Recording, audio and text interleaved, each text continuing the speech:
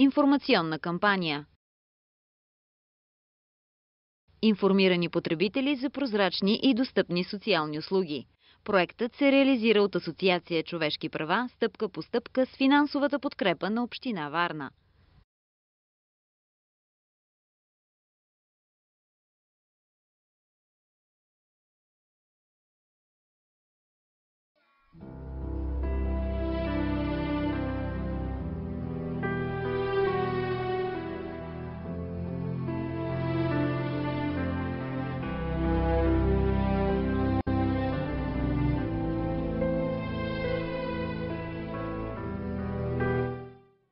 Това са мълчуганите от дома за деца, лишени от родителска грижа Другарче.